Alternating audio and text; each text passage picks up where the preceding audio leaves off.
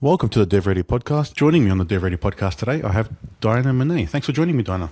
Thanks so much, and thanks for having me. It's going to be hopefully a great conversation. Yeah, I think it will be, and yeah, it's a pleasure to have you on. I'll let you introduce yourself because I will do a terrible job at that. I always like to hear how other people introduce me, but I'll do it myself today. So I'm Diana, and I have a background in technology for a long time, and I've been working in startups for probably the last 10 years.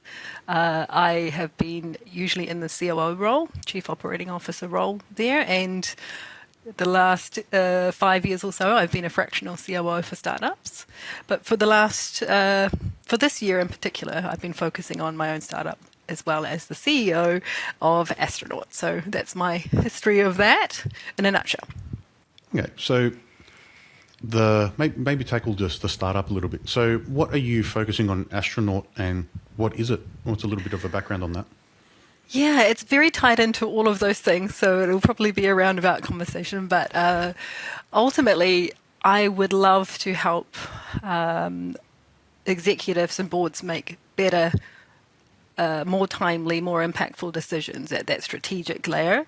And it's very difficult to make strategic decisions. I think it's just an extremely challenging thing to do, especially with so much data and pace. And my experience as a COO, often I've had to bring what's the situation into the picture for the companies I've worked for. And I've been doing that every time, bringing that situation, bringing the scenarios, helping make those great decisions. But I feel like there's something we're missing. We need to be able to do this at scale and share that for those who can't afford a COO or don't have access to that type of thinking, because I feel quite a big responsibility to our employees and how they can do their best work. The strategic level of a company is where a lot of those heavy lifting decisions are made, and the impact of those decisions are really high on the people who work there, the success of that company, and they're the only ones who really are at that layer that can do that. So the better we get at that, I think the better ways we can work together, how people can actually enjoy their working environment as well, and the more successful we can all be. But I would say, and this will probably be a controversial, but most of us are terrible at making these decisions.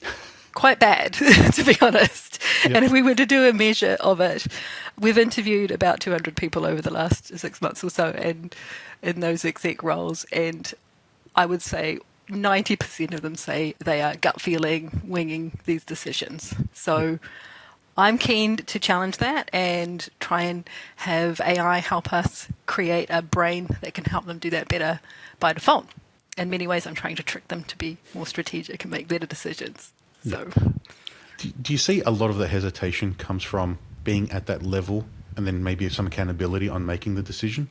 And then there's probably hesitancy to make the decision, but then not knowing what data is used to help support the decision probably, and that's why the gut feels there. Exactly. And we have both sides of that equation. Sometimes people are too reactionary and they just decide without thinking about the impact of that. And It's like, hold on a moment. But equally, we have people who are quite risk adverse or don't want to make the wrong decision. So therefore, you have that over-analysis, gathering more data, and you get so much data, there's never enough to make a solid decision. So I like to think of it getting it to be, what was Bezos was 70% certainty, go for that and make the decision. So about that, really, it's about balancing that decision making. You can still make a fast decision with the right information, but thankfully we have all of this knowledge coming at us now. Like, look at all the data we can provide ourselves, but it's become too fast, too much. So much noise in that data now for any business leader that you actually, to assimilate it and turn it into knowledge that you can act upon is just hugely difficult. So we're not going to be able to do that anymore, I think, any longer without technical help and support in using our fun AI brains is our goal. So I think having that support, and I think that's what people need to remember, like the AI is there as it's a tool, or think of it as a virtual assistant almost, not the be all and end all that's going to solve all your problems. It's there to help you Exactly. support and process things and get things done quicker, not do your job for you. No, and in fact, I'm sure everyone has tried ChatGPT, and trying to get anything that isn't generic out of it is very difficult. Yep. And so this is not a wrapper across ChatGPT by any sense of the imagination. And in fact, it's quite a small part of what we've built, but we're leaning on the LLMs to bring those foundational models to bring the context of reality to the situation. And something that I've thought of over the time is, in my time as a COO, I can context switch quite quickly because the pattern matching is there for about 70% of all businesses. And I think everyone likes to think they're a special unicorn, but ultimately hardly any of us are. So about 70%, if you're in business, is relatively similar. And I would say maybe 20% is about that company in that industry. And then this 10% that sits on the top, which is around the special unicorn parts, about the people involved, the culture, their customers, so very specific. So if I can have Astronaut hold that 70% at a minimum and possibly that 20% as well, we can, as humans, really hone in on the valuable parts of what we do that is really going to give us that edge in that 10%. That's my goal anyway. Yep. And that's probably an approach that I've experienced in business anyway. It's focus not on the 70% that's common, but like the 70% that you're good at. Yeah, that you really can push into, because that's where you're going to find that sharp strategic advantage. No one finds that in the day-to-day craft at all. That's the stuff that you don't like doing either in the remaining part. So why not offload that to a tool that can help you get through that a bit quicker and support you better? And that's what I think about being more strategic means is, and that's a common thing that is happening a lot, is what is strategy? Often people ask, and the answer is so broad and so vast, but it's quite straightforward. We overcomplicate that. What it is where are you putting your stake in your ground? Like, where are you going to go? And why are you going to be the one that owns that piece of ground? Yep. What makes you better and faster and stronger and different? And then where are you now, and what's your journey going to look like to get there? To create an action plan to make those movements. So that then defines where you would invest your time, your resources, your money, and how quickly you can get there. So to me, that's pretty straightforward. But I would say if you ask, I have asked those 200 execs, and they all have a different answer. But we do think it's an extremely complicated thing that we need to go and have a big session on multiple times, create this amazing document. But ultimately now, strategies can't keep up either. As you've seen with the last couple of years, the pace of change is so rapid that the moment you've minted that nice strategy document, it's out of date and you need to reassess it. So how might we have adaptive strategies? How might these decisions and impacts be incorporated on the fly really quickly? That's what Astronaut's going to be able to help with. It's an exciting vision there. That the tools are changing that much where you can probably have to make big pivots in what you've been doing as well with what's been able to do, not just on the LLM side, but just in sort of the commoditization of the not language models, but machine learning and the tools that are becoming available. Because from my understanding, you'll have some machine learning algorithm there in the background, so the proper AI data science, not ChatGPT AI, which you probably just use to like formulate some reports based on the data that's coming from those tools. Yes, which is it's a helpful tool to be able to assimilate and produce things quickly, but it's not the really meaty stuff itself. There are a lot of other things, and in fact, there's models upon models upon models upon code upon our own playbooks as well. Codifying what I've done as a COO and others have done as execs, and putting that perspective in there so it has a really good brain is going to make the difference. So I've had that question a lot, is like, how is this different from ChatGPT? And it's like, if you only knew how painful it is to get it like this, but it's fine.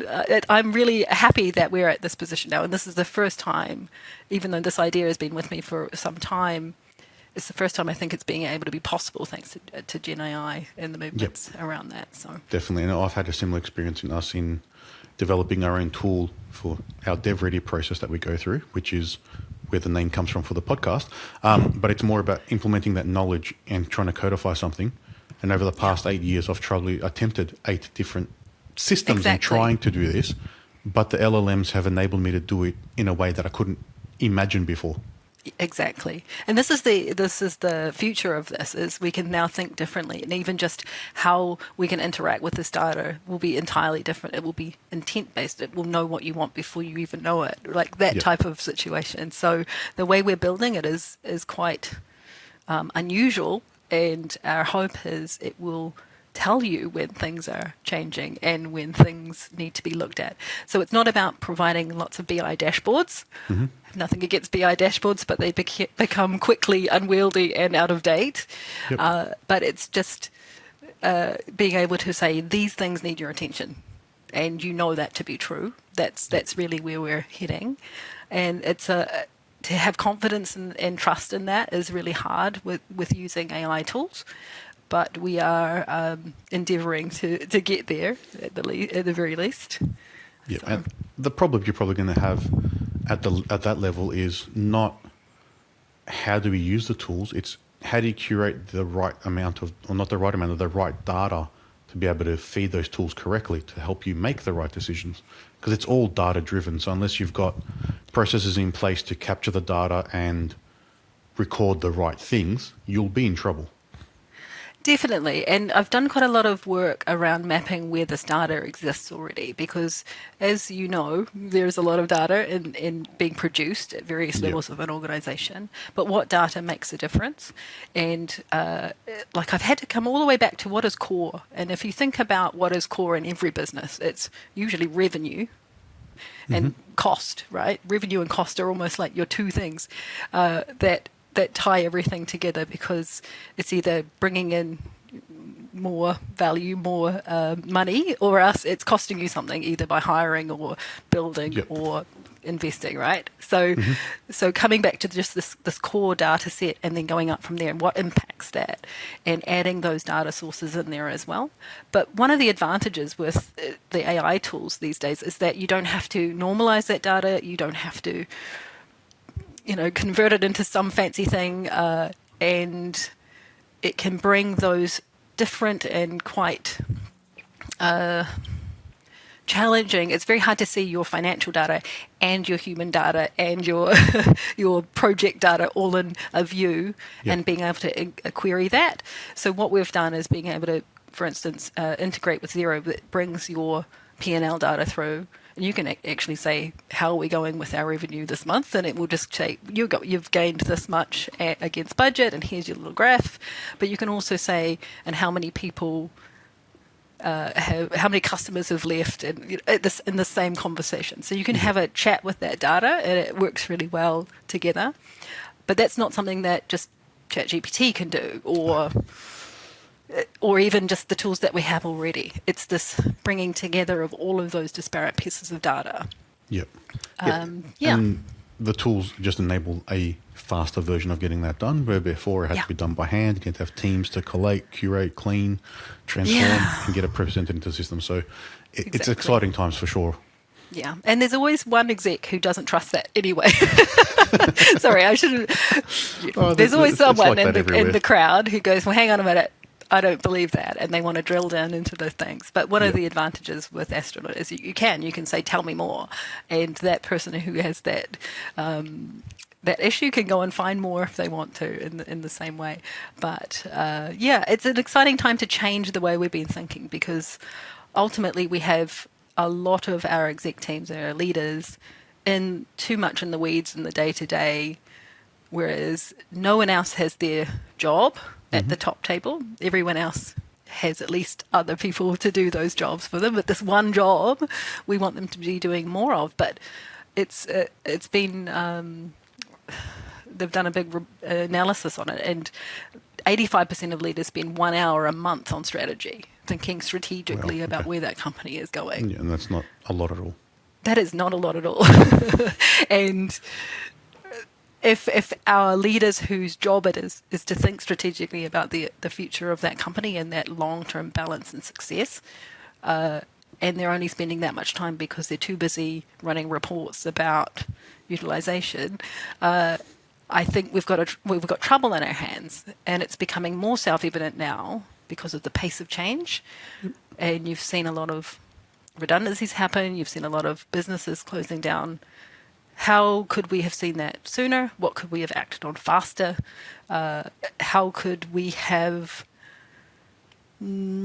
lessened the impact of some of those things? I think that's what I'm interested in seeing, if we can provide any insight into the future of that. So it's really yeah. at that top level support. And Exactly. I'm calling it exec tech because there's nothing Perfect. in that camp. Perfect. Feel free to hashtag that one. I think you've got the corner market on that term there. That's, Yeah, exactly. can't It's get a like, better one. Gartner, please do a report on this.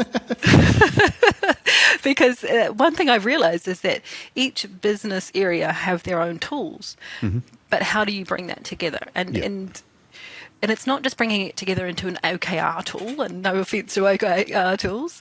It's how does that executive team work together, or that board work together to say, well, given all this and the history of time, we can see the trend, we can see the patterns.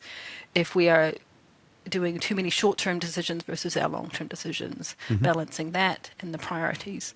So I think there's a missing component here. We expect these execs to just make these great decisions, and CEOs hold that responsibility a lot. But what they do is usually hire me as a COO to be the brain to bring that together for them. Yeah. So you're probably in a bit of a unique position in starting Astronaut with the multiple years, or you said I think it was about 10 years of working with startups and understanding these different growing pains, and then working with other organizations. Where do you see so you said fractional COO, how does that sort of fit in with what a startup needs to do? Because they probably have to understand how to structure the business before they can get to these exec tech tools, because they won't provide any value until they're set up right and operating in an efficient way. Yes. So I've been a fractional COO for 5 years before this, and generally where people would approach me is in that seed to Series A moment. And I like to focus my attention on that, because that's usually where you've got past that moment where everyone's sleeping under their desk and taking options instead of money, and someone's given you a check to get you to the next stage. And it's like, excellent, right? So now that means you're starting to hire more people, and those previous set of humans that you've been working with, you've now got more, and you've got to explain that, and then there needs to be a leave policy, and all of these things start creeping in, and you're like, why is this not working like it used to? Yep. It's quite different just eyeballing 12 people and getting stuck in. Then now you've got even, I think, 15, 20 changes the tactics there, as well as that 25 to 35 moment. There's quite a lot happens within that, and it's very much the inception of how to operate your business is around that time, turning it into a grown-up business, but not so much that it's just swamping you operationally, and it's taking a lot of time and energy. You don't actually need a lot of human support there. So the fractional COO role has been hugely valuable at that moment. You can come with all of the history of time. I have a lot of templates that are just like, here's something I prepared earlier. Yep. And they kind of look at it like, wow, is that a thing? And I'm like, yep, everyone's got this. Here, use this. So getting them started, getting a bit more structure to it. It's ironic because I'm not very structured at all, that I've ended up becoming an operations person who structures things. But I think that's the very point. It's more probably the systemization. Yeah, because you can document it. Exactly. It's not what people think, and I think there's this unknown about what is operations. Ultimately, how I see operations is it something that we want to keep doing, and should we make it repeatable, and therefore should we turn it into a process or an automation or something that can be repeated by many, right? If it's not something that needs that happening, then why spend the time creating a process around it, or a practice, or it's just, this thing is working, let's do more of that, let us all do more of that, here's how we will do it. So it's quite simple, and that might be what's our approach to hiring? Well, that's a good point. We haven't really got an approach to hiring. Maybe we should think that through. Let's write that down. That's your process, right, to get you started. And you refine and you adapt those things. So it's just finding those things that give you a little bit more scaffolding around the crazy that is a startup, and making it feel like you're being more intentional about those things. Because if you're an early, say, pre-seed startup, you're just focused on the solution and product market fit. Once you're at that point that you mentioned, so after seed, you've got some funding, you're at maybe another funding round or whatever it may be, but now you're, like you said, 15, 20 people. You have to start managing the people, not just managing the work. Yes. So it's about the team, culture. It's not just SOPs. Exactly. You can write SOPs all day long. Oh my goodness. And I hardly write any, to be honest, I'm telling you now. Most of the time, and the first thing is when I say to a CEO, what is it that you want to do more of? They usually have, I want to go and talk to customers more, I want to sell more, I want to be more strategic with my business, I want to spend time with my board. I said, what do you want to do less of? And I've worked with many, and the number one thing they want to take off their plate is people management. Yep. Which I'm often surprised at. To me, that's one of the key things. But but every single one of them has said that to me. And so what that means, though, is not managing people. They actually like people. They love these people. Yep. But they don't know how to deal with the friction, the problems that they're facing now, either through the performance that used to be great when they were in the pre-seed moment has now tapered off, or those people used to work really well, but now they're not fitting with the where that company is going, or just how to move them from one state to another. So that's usually number one, what they want to take off their plate. So I can understand that. So my business partner and I'm very technical, so I focus on solutions and architecture, and he manages the team and works on the culture. I input, but I don't do one-on-ones with the team. I give feedback, but I don't do that yet. I'm not that side, so I can relate to that sort of feeling. Yes. So I think that's where usually a lot of those issues start presenting themselves, is when you start feeling this slight things aren't quite right, they're not working as well as you could do. So that's generally where a role like a COO could come in. One of the reasons I became a fractional COO was because when people can afford a COO, it's quite late in the piece, closer to the Series A moment than or in the Series A moment. And I every time I would get into an organization at that level full-time as the COO, we usually spent about a year unpicking what they'd done up until that point to get it to be really humming. No offense to those people, it's just timing-wise, they had nothing more that they could do. And again, I was thinking, how do I get in earlier? I need to be there at this moment instead of that moment. How do I make myself more affordable? And really, that's where I decided at that time to steal what CFOs were doing. Yep. They were wildly being virtual CFOs, had a really great model, and I'm like, why aren't we doing this for all the other roles too? Yep. So I just kind of stole it and put it out there, and within 20 minutes I had my first customer, and off we went. And then fractional has become really trendy over the last year and a half. Yep. And I do actually think it's a future way we could build exec teams. Can you imagine a new way of working where our leadership teams were actually there for a period of time and where they do their best, and they were rewarded for how they could pass the baton to the people to do the next phase? I know I'm really great in that seed to Series A phase, and I can do before and I can do after, but I would feel extremely happy to be able to hand the baton to someone who's in the scaling mode and high five them and get the reward for that. You have to operate differently. There's different sort of energy, different mindset, different focus, different things. So if you enjoy being in that pocket, focus on that area because that's where you do best. So that does make sense. Exactly. Imagine it, and imagine celebrating that and moving organizations through that moment and knowing that, hey, we're here now and I can't wait to bring our new person to do this phase. Yeah, I think that would be a wonderful future. But that's how I came into doing COO work, is and the timing of that's when the pain is. So I think if I was talking to CEOs of startups out there, if they're starting to feel that friction of things feel a little bit janky and that the pre-seed way of working is no longer working in that next phase, that's when I'd start to look at fractional work or ways of getting a COO in there to help support them, because it's usually a really critical time of how they are going to get through that moment really can define how they're going to scale. So and having that fractional option just makes it more affordable for them. So you don't need the full-time role at that point either. No, you just need the support to help you push in the right direction, tell you, all right, these are the things you need to do, because if you're a first-time startup and you've never had that experience in running an organization or a team at that scale, level before, you don't have those skill sets. You're either normally, from our experience, a domain expert who's very technical and has done something in a specific area. Exactly. So you're really good at being like the mechanic who can do the work.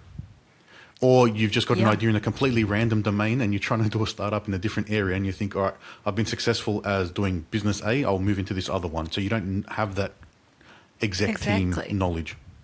And the advantage of a COO is that they are a jack of all trades and a master of everything. Like, to be honest, the term key-shaped people is a common one, which is where they're actually deeply embedded in several things. So I came up through delivery and through products and projects and really mastering technical delivery, and then moved on to product and CES and infrastructure and architecture and like I've covered every possible thing that an organization can deal with. So I'm really solid at everything, including I was a CISO for a period of time.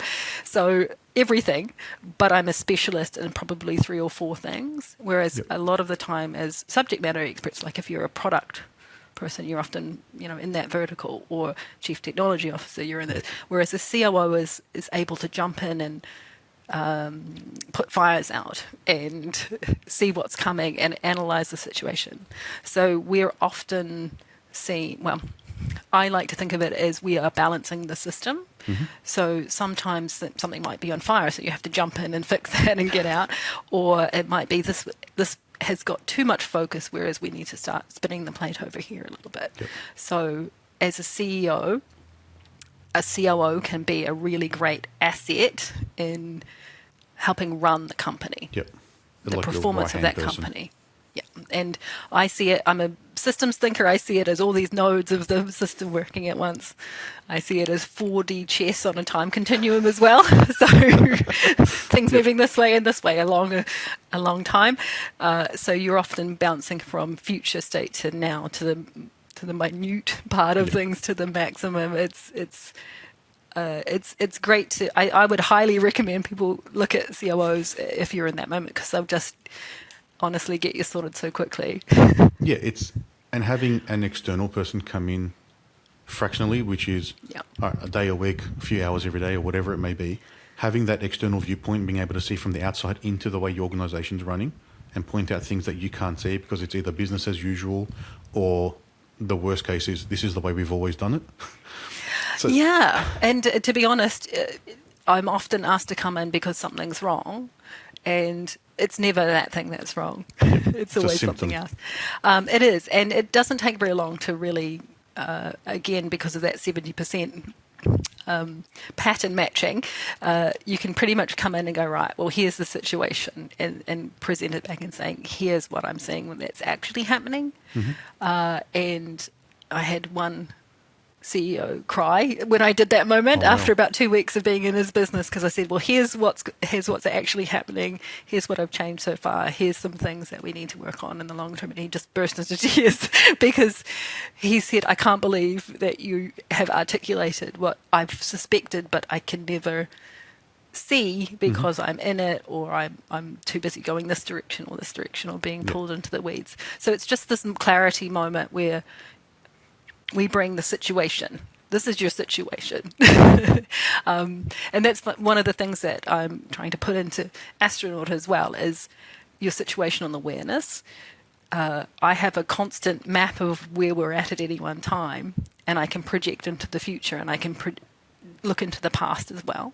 So the military and emergency response units deal with situational awareness as a model all the time. Like, they need to know where all their supplies are, where their humans are at any one time. Yep. But we don't really treat businesses the same. We're just like, let's roll, let's just wing it, let's just keep going, and I'm sure it will sort itself out. Whereas I think if we can keep hold of that situation and have clarity of where everything is at any one time, we'll be able to respond to changes or even predict them, hopefully. Well, that would be the best case, if you can predict things. Yeah, that's where we're going. I say it tentatively, but like, one of the things as a COO you do is run the scenarios. You say, what if we go into this country versus this country? Or yep. What if we hire now versus not at all? What's the impact of that? And so constantly I'm producing 5 scenarios at all times. Yep. And saying, what about this? What about this? And the CEO and myself usually are going, well, this is the higher likelihood, let's give this one a crack. And it's just this constant scenario modeling. Yep. So I think people have a bit of a bent for that, or they don't. And I want to try and build that process within Astronaut as well, so that people can actually get a bit more visibility of impact of these decisions in both the short and long term. Mm-hmm. And that probably comes down to just having enough data to run simulations, almost. Exactly. And the data isn't just internal or external. It's all of those things together, and the history of time. Yep. So some of our customers at the moment, some have been in business for a long time, and so they've got a lot of historical data.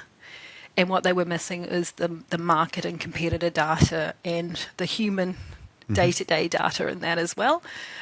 So by bringing those things all together, they can now say, well, based on this and where the market is moving, here are your options. So I think it's going to change the game of how risk averse some of us are, but also have more certainty to make those decisions, because it will come with, here are all the possible scenarios and the risks that and opportunities that come with that. Whereas at the moment, I think we, again, like I said at the beginning, we're gut feeling this, and too many of us are, myself included. Yeah, most of my decisions are probably gut feel. So for any startups that are out there and are starting to feel sort of those shakes and wobbles in the way things are operating, and they don't know whether they can afford to budget for a CEO or even a fractional one at this point, what are some key things that you can probably suggest before they make that leap to, say, reach out to yourself and bring someone on board? Yeah, I think one of the things to realize is that you're not a special unicorn, and I know that sounds bad, but there are a lot of journeys that are the same.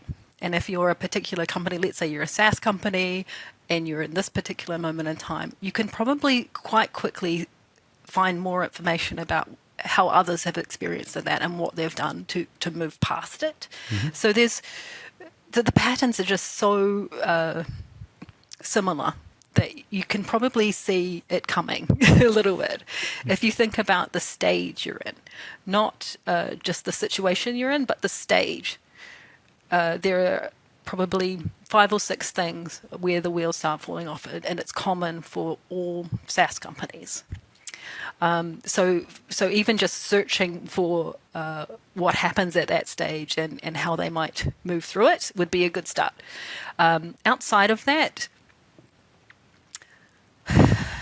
typically, and this is from my experience, typically people have come and said, oh, my team aren't delivering as well as they used to. And they're like, you should come and give them a smack. And generally that's not what's happening. Yep. I've never met a technology team that's just faffing about at all.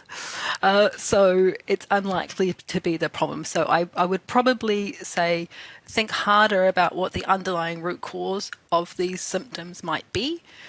For instance, usually when that's happening, it's because either the product is being developed in such a way that it's got technical debt, or it has it's going at a pace that the previous pace is not the same, so it's actually breaking and getting fragile and brittle, or the quantity of things that are being built are just too much for that team now, right? Yeah. So there's some common patterns, and that's not all of them, but that's a few, right? So looking at how you might be able to streamline that, reduce the scope of what's happening.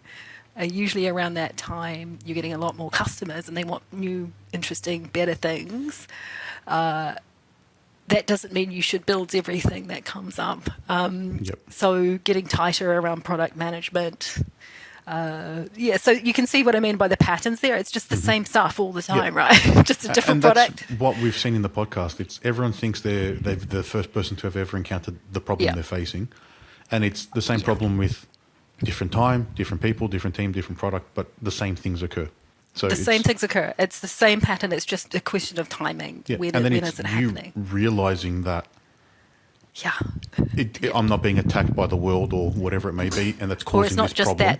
that idiot over there who's not Yeah. towing the line. It's not any of that. And it's not about you, I'm sorry to say. But that means that you have lots of options to find help, because if you found someone who's gone through that stage, other CEOs or founders, find someone who's now in Series 8, tell me how you got through this stage, because I'm sure you had it. They'll probably bring you some pro tips. The other thing I would say is advisors. Have as many advisors as you need. Yep. Don't think you should do this by yourself. In particular, you shouldn't do this by yourself because you're a founder who's had that great idea in that specific area, but that isn't how you're going to run a business, manage a business, or keep a business healthy. You need advice from people who've done it before, or people who have skills that you don't have. Like, I highly recommend getting a fractional CFO or a virtual CFO if you can, if you're not in the money mindset. Highly recommend it. And it's cheap. You can get that for a few hours a week, and that will actually make a return in that investment very quickly. So things like that, just don't be afraid to get help. Please don't be afraid, because it's mental health wise, it's terrible.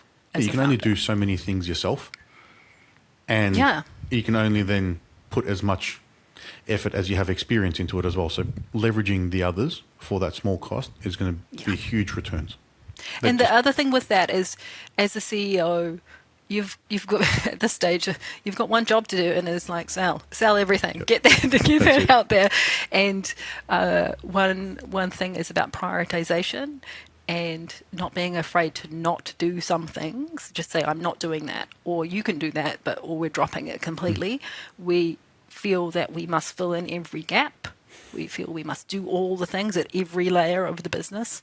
But ultimately, I find the most successful people I work with have been able to focus on the very pointy end of their business, which is usually making sales, getting those customers on board to prove out your case, and then getting investors to believe that story too. Right? Those two things in a startup, and a SaaS startup in particular, are probably key. And then ensuring that you're really getting the direction across to the humans working in your business, so that they are on board and trying their hardest to achieve that with you. Those are the things that I would focus on above all else. To me, I would also add the people in there, like helping the people do their best work is vital to balancing the execution. When I think of strategy, I think strategy, execution, and timing are the trio of things.